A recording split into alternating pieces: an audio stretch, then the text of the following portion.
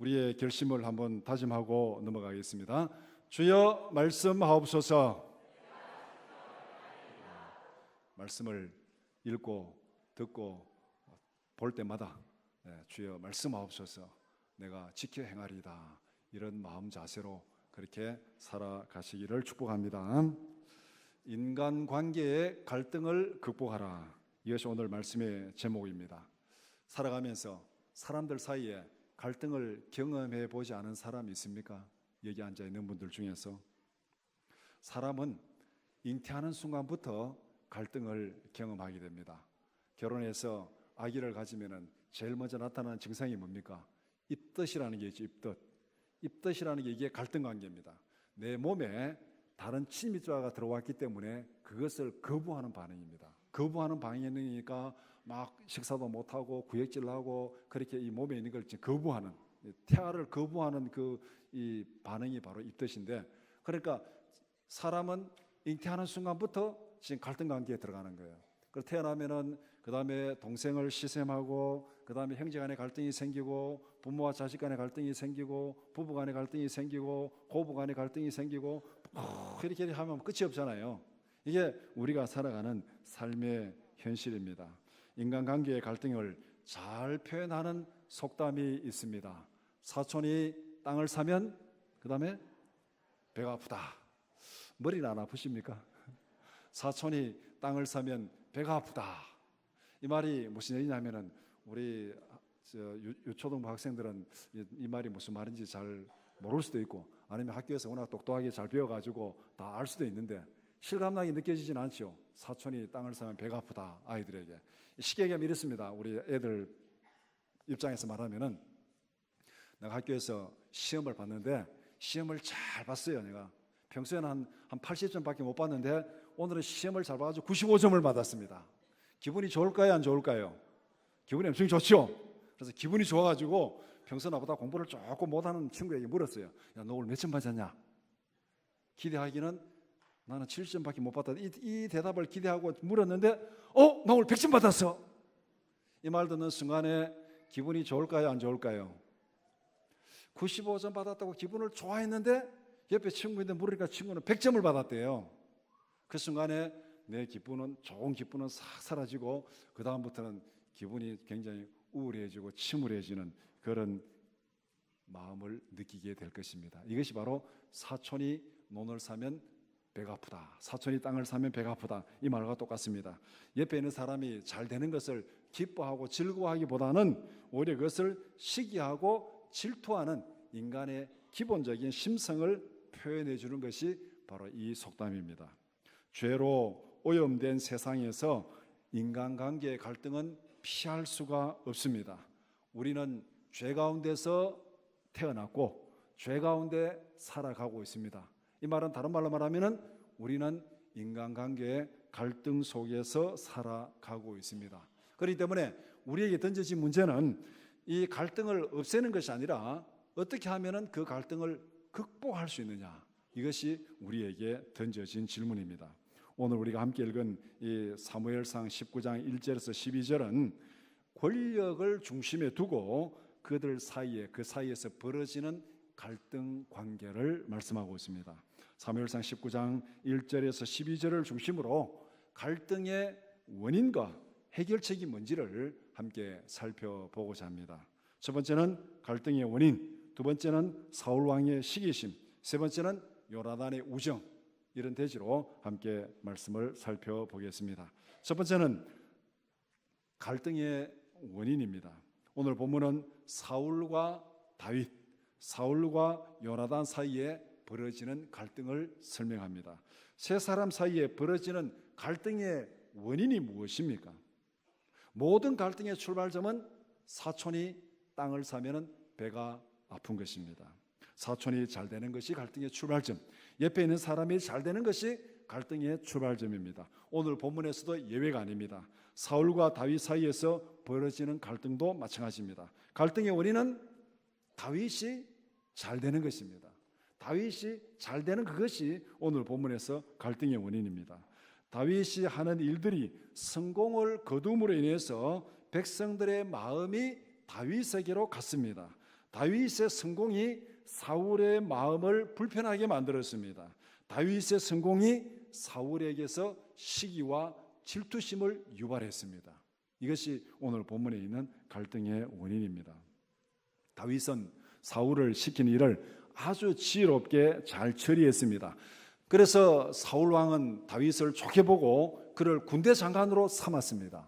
군대 장으로. 그러니까 왕의 입장에서 다윗을 보니까 일을 잘하고 그다음에 전쟁도 잘하고 왕이 시킨 모든 걸 잘하니까 군대 장으로 세웠습니다. 사무엘상 18장 5절 말씀 우리 한번 같이 보겠습니다. 다윗은 사울이 보내는 곳마다 가서 지혜롭게 행하며 사울이 그를 군대의 장으로 삼았더니 온 백성이 합당히 여겼고 사울의 신하들도 합당히 여겼더라. 사울 왕이 다윗을 군대의 장으로 삼게 대해서는 아무도 의의를 달지 않았습니다. 정말 잘한 인사였습니다. 오늘날 말하면 청문회를 했는데 전부 그냥 다 동의하고 100% 통과된 그런 인사를 했습니다. 다윗은 자신에게 주어진 군대 장관으로서 역할을 충성스럽게 잘 감당했습니다. 사무엘상 19장 5절 오늘 본문 말씀 5절 말씀 같이 보겠습니다.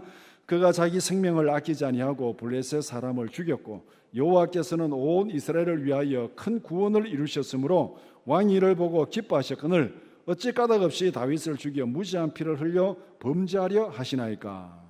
이 말씀 속에서 다윗이 어떻게 자기 직무를 수행했는지를 우리가 알 수 있습니다. 생명을 아끼지 아니하고 전쟁에 나가서 싸웠다. 생명을 돌보지 아니하고 자기 사명에 충성했다. 그렇게 말할 수 있습니다. 다윗은 자신의 역할을 굉장히 성공적으로 수행했습니다. 사무엘상 19장 8절 말씀 같이 보겠습니다. 전쟁이 다시 있으므로 다윗이 나가서 블레셋 사람들과 싸워 그들을 크게 쳐 죽이며 그들이 그 앞에서 도망하니라. 전쟁에서 승리했습니다. 군대 장으로서, 군대 장관으로서 왕이 세운 그 일에 생명을 돌보지 않고 충성했고 가는 곳마다 전쟁을 잘해서 승리했습니다. 그러면은 이게 정말 얼마나 잘한 것입니까? 다윗의 충성과 성공을 가장 기뻐해야 될 사람이 누굽니까? 누가 다윗을 군대 장관으로 세웠습니까? 사울이 세웠죠. 그 다음에 다윗은 누구를 위해서 싸우고 있습니까? 사울을 위해서, 사울 왕을 위해서 싸우고 있습니다. 그러면은 다윗은 누구의 격려와 칭찬을 받아야 됩니까? 그를 군대 장관으로 세운 왕의 격려와 칭찬을 받아야 됩니다. 다윗의 성공은 사울의 격려와 칭찬을 받아야 마땅합니다. 그런데 본문에 보면은 격려와 칭찬은 고사하고 시기와 질투의 대상이 되고 있습니다. 이것이 오늘 본문에서 발생하는 갈등 요소입니다. 두 번째는 사울의 시기심입니다. 사울은 다윗의 성공을 기뻐하지 못했습니다. 오히려 다윗의 성공에 불안감을 느끼게 되었습니다. 왜냐하면 자기의 권력에 대한 불안감 때문에 백성들의 칭송이 사울을 대단히 불안하게 만들었습니다. 다윗이 전쟁에 나가서 승리하고 돌아옵니다. 그 승리하고 돌아오는 다윗을 보고 백성들이 이렇게 칭송을 합니다. 사무엘상 18장 7절 말씀 같이 보겠습니다. 여인들이 뛰놀며 노래하여 이르되 사울이 죽인 자는 천천히요 다윗은 만만이로다 한지라. 백성들이 승리하며 돌아온 그 다윗을 보고 노래하기를 사울이 죽인 자는 천천히고 다윗이 죽인 자는 만만이로다. 누구를 더 지금 높이 세우고 있습니까? 다윗을 더 높이 세우고 있습니다. 이 노래를 듣는 순간에 자기 권력에 대한 불안을 느끼기 시작했습니다. 그리고 다윗을 경쟁자로 보게 됩니다. 자기가 세운 군대 장관을 자기의 정적으로 생각하게 되는 그 일이 여기서 지금 출발하고 있습니다. 백성들의 입을 통해서 사울은 다윗과 직접적인 비교를 당했습니다.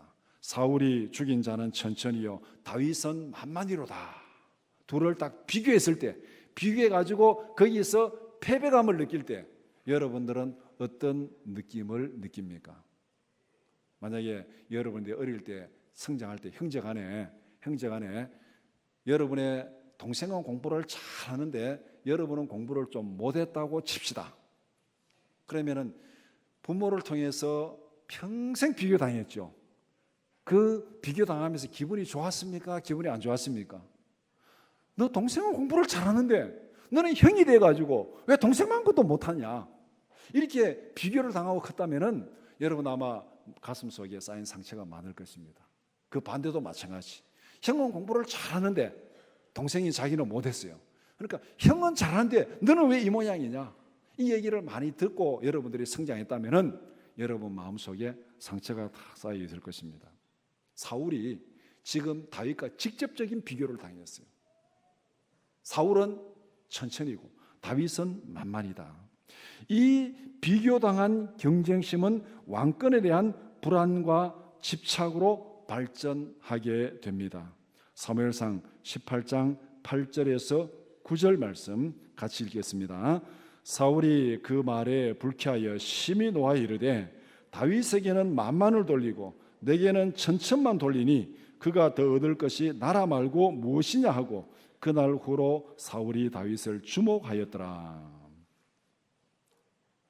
이제 다윗이 얻을 것은 나라밖에 없다는 거예요. 내가 가진 왕권밖에 없다는 겁니다. 쉽게 말하면 사울은 자기의 왕권에 대한 굉장한 불안, 두려움을 느끼게 된 겁니다. 왜? 다윗이 자기 왕권을 빼앗아갈지도 모른다는 그런 불안감 때문에. 그래서 경쟁심은 충성스러운 신하를 권력 투쟁의 경쟁자로 만들어버렸습니다. 이렇게 보면 사울에게 있어서 다윗은 죽여야 될 대상입니다. 다윗을 죽이지 않고서는 자기 왕권이 안전하게 보존될 수 없다, 그렇게 생각합니다. 그래서 사울은 수단과 방법을 가리지 않고 다윗을 죽이려고 애를 씁니다. 처음에 오늘 이제 읽은 이 사무엘상 18장에서는 이 둘 다 이렇게 비교당해가지고 경쟁심을 느낀 이 사울은 다윗에게 적대감을 느끼기 시작합니다. 아, 이 사람 이제 이거 죽여야 되겠다. 그래서 주목하여 봤다 그랬죠. 그 다음에는 죽이는데 우아하게 자기가 참 이렇게 폼나게 죽여야 되는데 이게 뭐냐면은 드러나지 않게 음모를 통해서 죽이려고 하는, 자기 딸을 내세워가지고 내 딸과 결혼하는 자들에게 이렇게 해주겠다 해서 딸과 결혼을 빌미로 해가지고 다윗을 블레셋 군대에게 죽임을 당하도록 그렇게 음모를 꾸밉니다. 결혼을 통해서. 그런데 그 다윗의 음모가 사울의 음모가 실패를 합니다. 오히려 다윗이 블레셋 사람들에게 죽임을 당하는 것이 아니라 블레셋 사람들을 죽이고 와서 사울의 딸과 결혼을 하게 됩니다. 이제 사유가 된 거예요. 그러니까 이제 자기 계획이 실패하니까 이제 급기야는 적대감이 음모로 발전하고 음모가 실패하니까 이제는 공개적으로 대놓고 모든 사람들에게 다윗을 죽이다, 그렇게 말하고 있습니다. 그것이 오늘 본문 19장 1절 말씀입니다. 이제는 이렇게도 안 되고 저렇게도 안 되니까 이제는 대놓고 다윗을 죽여라. 그렇게 해도 안 되니까 오늘 보면 이제 뒤에 가면 9절에 보면 어떻게 합니까? 사울이 창을 던져가지고 다윗을 죽이려고 그러잖아요. 그 다윗이 그 창을 피합니다. 그러니까 이제 대놓고 이제 죽이는 거예요. 다른 사람에게도 죽이라 그러고 자기도 이제 막 창을 던져서 다윗을 죽이고 이렇게 행동을 하고 있습니다. 사울이 온갖 무리수를 두면서 다윗을 죽이려는 이유가 뭡니까? 처음에는 우아하게 죽이려 했다가 나중에는 다른 사람 보고 죽이라고 그랬다가 이제는 안 되니까 자기가 나서서 이제 죽이는 거예요. 그러니까 이 왕의 체면이 이게 도대체 뭡니까? 이게 사위를 죽이려고 그러고 군대 장관을 죽이려고 그러고 자기 신하를 죽이려는 이 왕의 체면이 말이 아니잖아요. 그런 수모를 당해가면서 체면을 다 구겨가면서까지도 다윗을 죽이려고 그렇게 발버둥 치는 이유가 무엇입니까? 자기 왕권에 대한 불안과 집착 때문에 그렇습니다. 성경 좀 뒤로 가면은 사무엘상 20장 31절에 이렇게 말합니다. 같이 읽어 보겠습니다. 이새의 아들이 땅에 사는 동안은 너와 내 나라가 든든히 서지 못하리라. 그런즉 이제 사람을 보내어 그를 내게로 끌어오라. 그는 죽여야 할 자인이라 한지라. 이 말은 사울이 자기 아들 요나단에게 한 얘기입니다. 다윗이 살아있는 동안에는 이 나라가 안전하지 못하다. 내가 왕권을 너에게 물려줘야 되는데 다윗이 살아있는 동안에는 너의 나라가 든든히 서지 못하니까 다윗을 끌어다가 죽여라. 죽여야만 내 왕권이 보존되고 내 왕권이 너에게 온전하게 물려질 수 있다. 그렇게 이해하고 있습니다. 불안감과 경쟁심은 악령이 불어넣은 마음입니다. 이 사울의 역사를 보면은 악령이 들어간지라, 악령이 들어간지라. 오늘 본문에도 악령이 들어간지라 이런 표현을 많이 쓰고 있는데, 이 악령이 들어가서 그의 마음속에 불어넣은 게 뭐냐면 경쟁심을 불어넣은 거예요. 다윗이 자신의 왕권을 노리고 있다는 강박관념에 빠지게 한 거예요. 다윗의 경쟁심을 느끼니까 다윗은 가는 곳마다 성공하고 천천히고 만만이고 백성들이 칭찬하니까 이놈이 내 왕권을 빼앗아가리라. 그런 강박관념에 사로잡혀가지고 쉽게 말하면 잠도 제대로 못 자고 소화도 잘 안 되고, 그러니까 사촌이 땅을 사니까 배가 아픈 거잖아요. 백성들의 마음이 다윗에게로 기울어졌다는 그 피해의식을 가지고 있습니다. 백성들이 다 다윗만 좋아하고 나는 별로 안 좋아할 거다. 나는 이제 나중에 왕위에서 쫓겨날 것이다. 이런 강박관념, 이런 피해의식, 이런 것 때문에 사울은 다윗을 공개적으로 수단과 방법을 가리지 않고 죽이려고 합니다. 그러니까 시기와 질투심이 다윗을 죽이려는 구체적인 폭력으로 나타난 것입니다. 사울은 시기와 질투심에 사로잡혀서 악령의 노예가 되고 있습니다. 사탄이 우리를 유혹하는 순서는 지금도 변하지 않았습니다. 사탄이 우리를 유혹하는 순서, 첫 번째는 경쟁심을 불어넣습니다. 경쟁심을 불어넣는 것. 정말로 아름답고 화목한 인간관계가 깨어지는 첫 번째가 경쟁심입니다. 경쟁심이 들어가면은 그 관계는 깨어지게 되어 있습니다. 아담이 하와가 에덴 동산에서 하나님과 함께 정말 아름답게 살아가는 그곳에 사탄이 와서 무엇을 불어넣었습니까? 경쟁심을 불어넣습니다. 창세기 3장 5절 말씀 같이 보겠습니다. 너희가 그것을 먹는 날에는 너희 눈이 밝아져 하나님과 같이 되어 선악을 알 줄 하나님이 아심이니라. 선악과를 따먹으라는 거예요. 따먹으면은 너희들이 하나님과 같이 된다. 하나님을 경쟁 대상자로 생각하고 하나님과 같이 된다. 그러니까 하나님의 말씀에 순종하면은 너희들의 영혼이 피조물로 있지만은 하나님의 말씀에 불순종하고 선악과를 따먹으면은 너희들도 하나님과 같이 된다. 그러니까 경쟁심이 딱 들어가지고 나도 하나님과 같이 돼야지. 그런 욕심이 거기에 딱 들어가는 거예요. 경쟁심이 들어가면은 경쟁에서 이겨야 됩니까? 져야 됩니까? 이겨야 되는 거죠.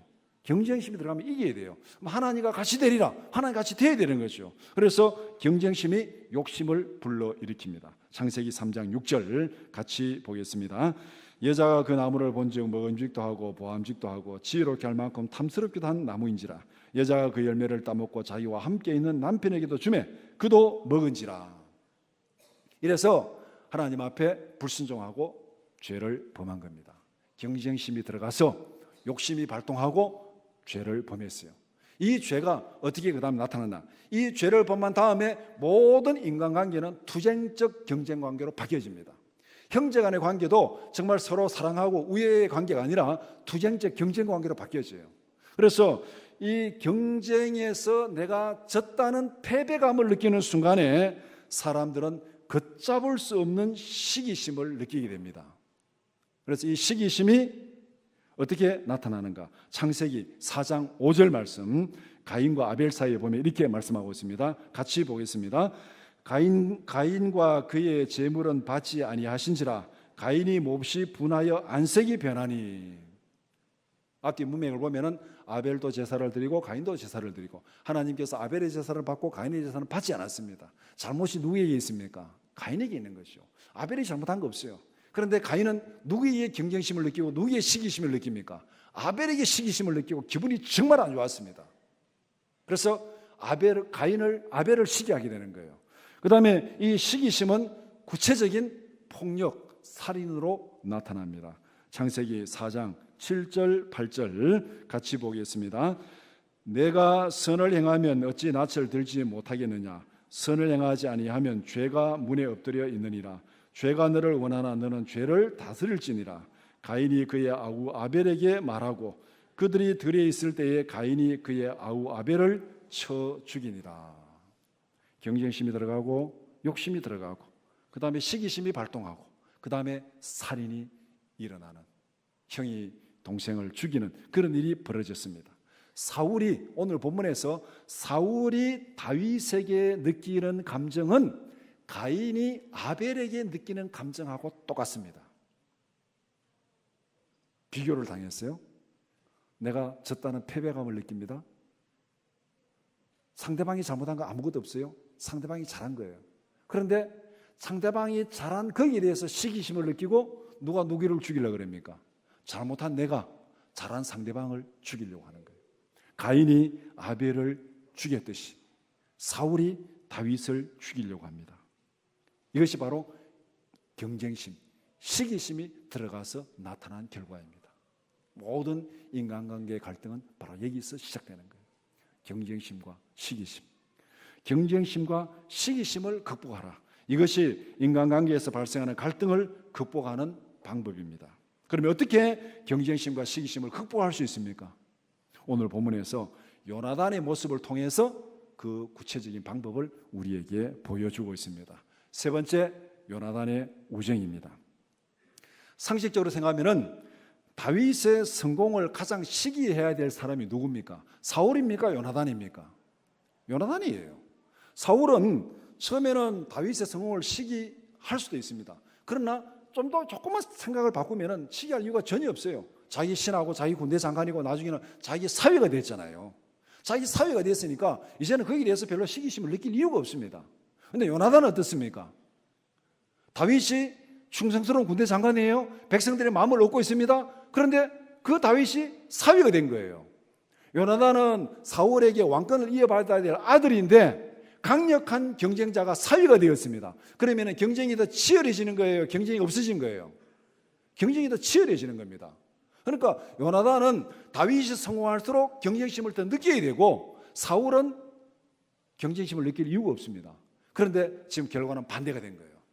다윗이 사위가 된 그 이후에 사울은 다윗을 더 시기하게 되고 더 두려워하게 되고 더 죽이려고 애를 쓰고, 요나단은 전혀 시기심을 느끼지 못하고 질투심도 전혀 느끼지 않습니다.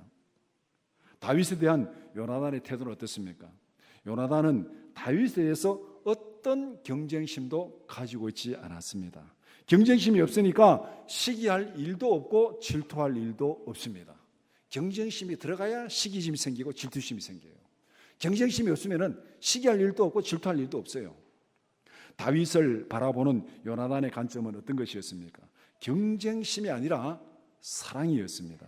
사무엘상 18장 1절 말씀 같이 보겠습니다. 다윗이 사울에게 말하기를 마침에 요나단의 마음이 다윗의 마음과 하나가 되어 요나단이 그를 자기 생명같이 사랑하니라. 오늘 본문 19장 1절 후반부에 요나단이 다윗을 심히 좋아하므로 19장 4절에 요나단이 그의 아버지 사울에게 다윗을 칭찬하여 이르되. 요나단은 경쟁자 다윗을 어떻게 사랑할 수 있었습니까? 요나단이 권력의 관점에서 다윗을 보면은 그는 결코 사랑할 수 없었습니다. 시기해야 되고 질투해야 되고 죽여야 됩니다. 경쟁자입니다. 그런데 하나님의 관점에서 보면은 다윗을 사랑할 수 있었습니다. 성경에 이런 구절이 여러 군데 나오는데 한 군데만 한번 읽어보겠습니다. 사무엘상 23장 15절에서 18절 말씀 같이 보겠습니다. 다윗이 사울이 자기의 생명을 빼앗으려고 나온 것을 보았으므로 그가 십광야 수풀에 있었더니 사울의 아들 요나단이 일어나 수풀에 들어가서 다윗에게 이르되 그에게 하나님을 힘있게 의지하게 하였는데 곧 요나단이 그에게 이르기를 두려워하지 말라. 내 아버지 사울의 손이 내게 미치지 못할 것이요 너는 이스라엘 왕이 되고 나는 내 다음이 될 것을 내 아버지 사울도 안다 하니라. 두 사람이 여호와 앞에서 언약하고 다윗은 수풀에 머물고 요나단은 자기 집으로 돌아가니라. 요나단은 다윗을 경쟁자가 아니라 하나님의 뜻을 이루어가는 과정에서 필요한 동력자로, 친구로 생각했습니다. 오늘 성경을 읽는 사람 중에서 간혹 이렇게 생각하는 사람이 있습니다. 요나단이 다윗을 자기 생명같이 사랑했다 이렇게 하니까 이거는 동성애다. 다윗이 요나단을 동성애로 사랑한 거다 그렇게 얘기를 합니다. 걔 눈에는 뭐밖에 안 보인다고. 동성애하는 사람들에게는 모든 게 동성애로밖에 안 보여요.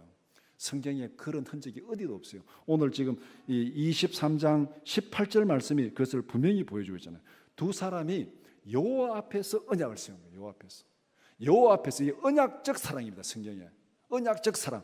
하나님이 우리를 사랑하는 것, 예수님이 우리를 사랑하는 것, 예수님이 십자가에서 자기를 죽이고 우리를 사랑하는 죄인을 사랑하는 것, 이걸 다 성경에서 언약적 사랑이라고 해요. 언약적 사랑. 오늘 본문에서 요나단이 다윗을 사랑하는 게 뭡니까? 여호와 앞에서 언약을 세우고 사랑하는 거예요. 자기 생명보다 더 귀하게 사랑해요. 이게 바로 언약적 사랑입니다. 언약적 사랑. 하나님 앞에서 언약을 맺고 그 사랑을 실천하는 것. 이 언약적 사랑을 동성애 하는 사람은 동성애라고 보는데, 하나님의 사랑을, 하나님의 창조 질서를 역으로 쓰고 하나님의 창조 질서를 뒤집는 그런 사람들은 하나님 앞에서 설 수가 없습니다. 세상을 바라보는 마음이 세상을 전혀 다르게 만들어버렸습니다. 사울의 경쟁심은 충성스러운 신하를 원수로 만들었습니다. 요나단의 사랑은 강력한 경쟁자인 다윗을 진짜 친구로 만들었습니다. 우리는 세상을 어떻게 바라보고 있습니까? 사울의 눈으로 세상을 바라보고 있습니까? 요나단의 눈으로 세상을 바라보고 있습니까? 사울의 경쟁심은 인간관계에서 갈등을 유발하고 시기심을 불러일으키고 사람을 죽이는 폭력으로 나타납니다.